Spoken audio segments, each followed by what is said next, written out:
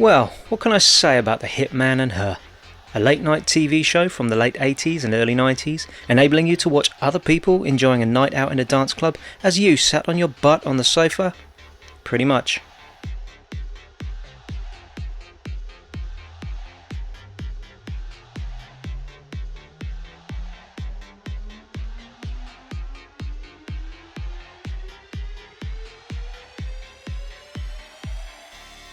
The show aired on ITV's Night Network slot between 1988 and 1992, mainly featuring crowds of people dancing to popular tunes of the day, some occasional live music acts, and a few random party games, all presented by the titular Hitman and Her duo, Pete Waterman and Michaela Strachan. The show was recorded at a different location each week, featuring a different nightclub each time, with the actual patrons of those clubs appearing in the crowds. Think Top of the Pops, but with a slightly more chaotic and informal atmosphere. It was a little slice of nightclub life, all packaged up for the home viewer. Many of the songs featured on the show were from Pete Waterman's own record label, PWL, which was the home of record producers Stock, Aitken and Waterman, also known as the Hit Factory, due to their prolific run of hit songs throughout the 80s, which are now generally considered some of the cheesiest, although often well-loved music releases ever to hit the charts. Because of this, the resulting playlists for the show ended up feeling like a strange mix of hot club releases and cheesy chart hits. It makes for uneasy viewing in hindsight, but it kind of worked for the show at the time.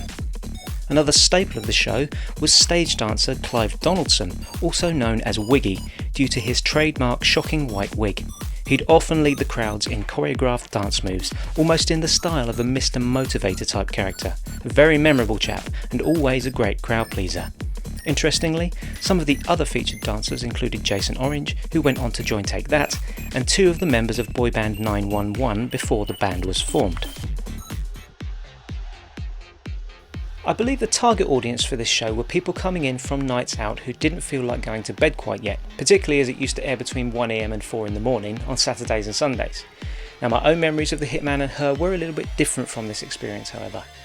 At the time I was in my mid-teens and I had issues with insomnia, so I used to sit up late watching TV into the early hours of the morning, and this show was one of the many I used to watch during those late night sessions. Now, I remember having mixed feelings as I watched, as it was just me, sat on my own like some sort of sad case, watching other people enjoying a night out, wishing I was there with them, but at the same time kind of feeling glad that I wasn't, as I suffered really badly at the time with social anxiety. Now, I'm sure I'm not alone in this. I was not what some would consider to be one of the cool kids in life.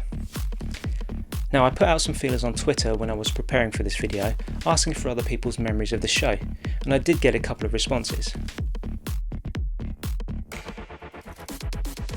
I had responses from Martin Allen at Retro Brothers and Chris Dean at Deanie.com.